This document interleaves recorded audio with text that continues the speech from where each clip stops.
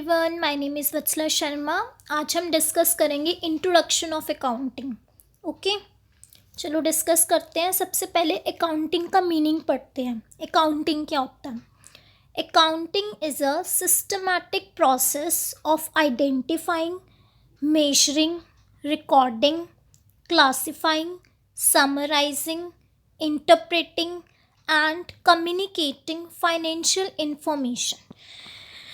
Accounting का मतलब है कि एक सिस्टमैटिक प्रोसेस ऑफ आइडेंटिफाइंग मतलब कि हमने उन ट्रांजैक्शंस को आइडेंटिफाई करना जो मनी से रिलेटेड है। हमने सिर्फ और सिर्फ फाइनेंशियल ट्रांजैक्शन को रिकॉर्ड करना है अकाउंट्स के अंदर, मतलब सिर्फ और सिर्फ मनी रिलेटेड ट्रांजैक्शन को आइडेंटिफाई करना है। ठीक है, उसके बाद मेजरिंग कि मनी रिलेटेड ट्रांजैक्शन को आइडेंटिफाई तो कर लिया कि हमारी ये मनी से रिलेटेड ट्रांजैक्शन है, अब उनको मनी की टर्म्स में मेजर करना। ठीक है, रिकॉर्डिंग कि उनको रिकॉर्ड करना अपनी बुक्स ऑफ अकाउंट्स में। क्लासिफाइंग मतलब कि कौन सी ट्रांजैक्शन हमारी कैश की है और कौन सी ट्रांजैक्शन हमारी क्रेडिट की है, कौन सी ट्रांजैक्शन परचेज की है, सेल्स की है। मतलब कि ट्रांजैक्शन को क्लासिफाई करना कि जैसे कैश की कितनी ट्रांजैक्शन हुई है, तो जो कैश की ट्रांजैक्शन हुई है वो सारी एक हेड में रिकॉर्ड की जाएगी। ठीक है, समराइजिंग कि उसको समरी में शो करके दिखाना। हम समरी में शो करके क्यों दिखाएंगे? क्योंकि अब जैसे कोई आउटसाइडर है, उसने हमारी कंपनी में अगर पैसा इन्वेस्ट करना है तो वो कैसे करेगा? अगर हम उसको डाटा एक तो शॉर्ट वे में डिस्प्ले करेंगे और एक अंडरस्टैंडेबल सिंपल वे में जब हम उसे डिस्प्ले करेंगे तभी वो हमारी कंपनी में इन्वेस्ट करेगा। तो मतलब उस इंफॉर्मेशन को, उस फाइनेंशियल इंफॉर्मेशन को समरी में कन्वर्ट करना, शॉर्ट वर्ड्स में कन्वर्ट करना। ओके, फिर इंटरप्रेट करना कि एक मीनिंग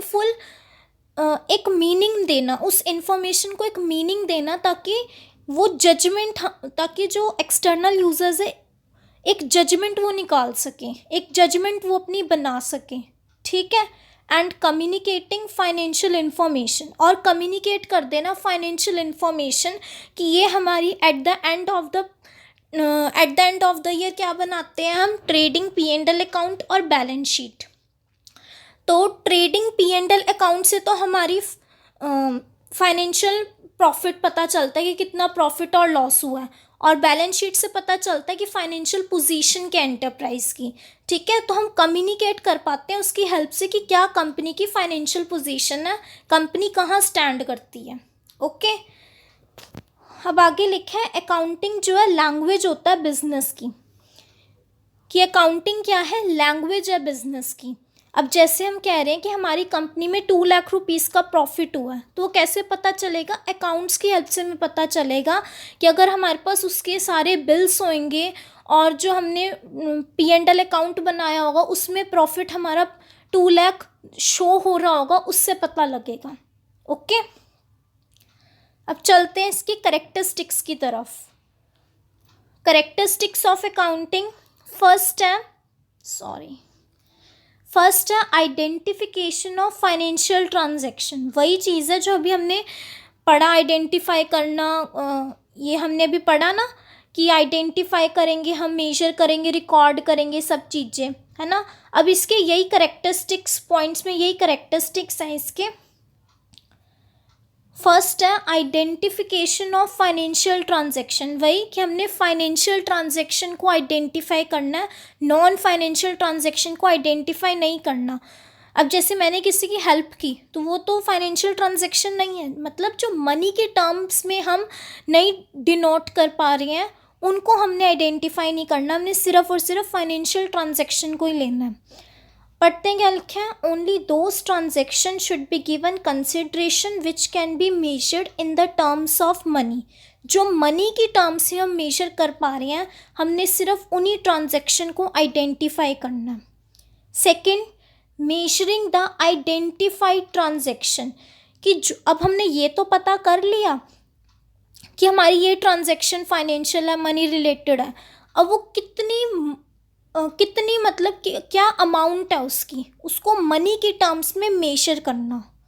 ठीक है, measuring the identified transaction in the terms of money. Okay. Next है रिकॉर्डिंग। सिंपल कि सबसे पहले हमने आइडेंटिफाई की कौन सी मनी रिलेटेड है, कौन सी मनी से रिलेटेड नहीं है। सबसे पहले आइडेंटिफाई कर लिया, फिर उसको मेजर करना कि कितनी वो मनी के टर्म्स में है, ठीक है। थर्ड है रिकॉर्ड करना कि उसको अपनी बुक्स ऑफ अकाउंट्स में रिकॉर्ड करना।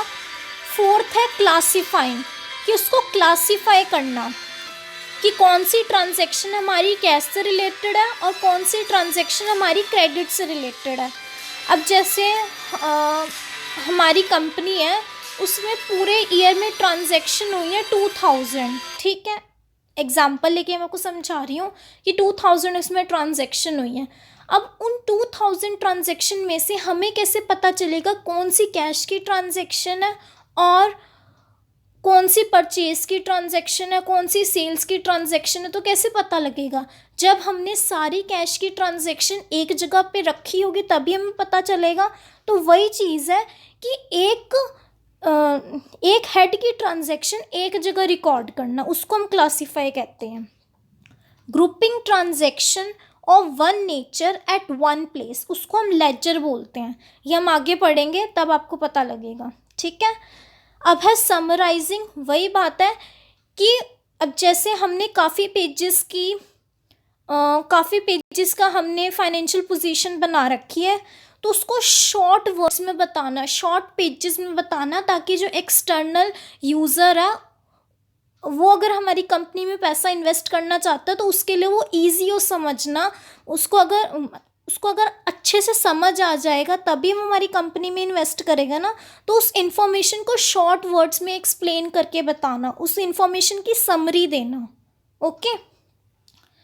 प्रेजेंटेशन ऑफ क्लासिफाइड डाटा, कि जो हमने डाटा क्लासीफाई किया उसको इस तरीके से प्रेजेंट करना इन एन अंडरस्टैंडेबल और useful manner for internal as well as for external user.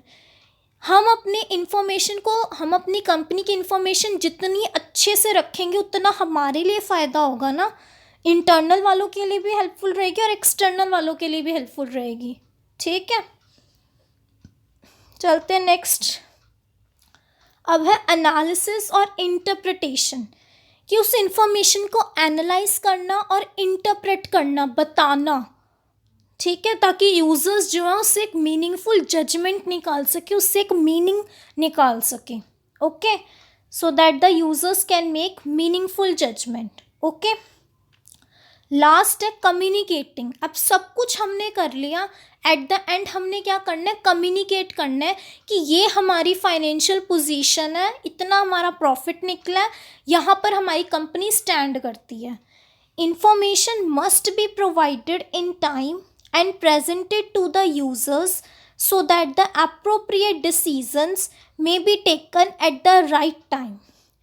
और ये भी बहुत इम्पॉर्टेंट है कि हमने इंफॉर्मेशन जो है टाइम पे प्रोवाइड करनी है और यूज़र्स को प्रेजेंट करनी है ताकि वो अप्रोप्रिएट डिसीजन ले सके राइट टाइम पे। इंफॉर्मेशन एक तो हमने टाइम पे प्रोवाइड करनी है, ठीक है, ताकि नेक्स्ट ईयर जब वो काम दोबारा स्टार्ट करें, नेक्स्ट ईयर जब वो सिरे से अपना काम स्टार्ट करें तो इस इंफॉर्मेशन को ध्यान में रख के करें कि उनकी क्या गलतियां हुई थी कि जिससे वो आगे आने वाले टाइम पे रिपीट ना करें, ठीक है। अब हम आगे चलते हैं। अब आते हैं ब्रांचेस ऑफ अकाउंटिंग। 3 ब्रांचेस है अकाउंटिंग की। फर्स्ट है फाइनेंशियल अकाउंटिंग, सेकंड है मैनेजमेंट अकाउंटिंग, थर्ड है कॉस्ट अकाउंटिंग। हम अभी +1 और +2 क्लास में सिर्फ और सिर्फ फाइनेंशियल अकाउंटिंग पढ़ेंगे। जब आप कॉलेज में जाओगे तब आप कॉस्ट और मैनेजमेंट अकाउंटिंग पढ़ोगे बीकॉम में, ठीक है। तो पढ़ते हैं फाइनेंशियल अकाउंटिंग, वही जो पैसे से रिलेटेड है। Record financial transaction and event, summarize and interpret them before communicating the results to the user। User को रिज़ल्ट बताने से पहले हमें अपनी इंफॉर्मेशन को एक सिस्टमेटिक वे में रखना पड़ेगा। वही चीज़ें जो हम पहले डिस्कस कर चुके हैं, रिकॉर्ड करना, क्लासीफाई करना, समराइज़ करना, एनालिसिस और इंटरप्रेट करना। एट द एंड में हम कम्युनिकेट करेंगे ना। पहले तो हम स्टार्टिंग में तो उनको सबसे पहले इंफॉर्मेशन को मेंटेन करके रखेंगे, ठीक है।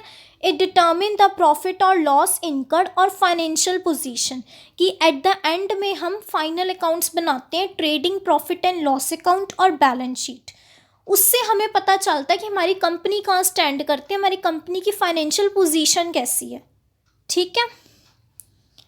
नेक्स्ट हमारी ब्रांच है कॉस्ट अकाउंटिंग, थर्ड है मैनेजमेंट अकाउंटिंग। कॉस्ट अकाउंटिंग की कॉस्ट पर ही ध्यान दिया जाता है, कॉस्ट पर ही एम्फेसिस होता है कि कितनी कॉस्ट लगी, कहाँ कहाँ पर कॉस्ट लगी है, मतलब कॉस्ट पे ध्यान दिया जाता है। ठीक है।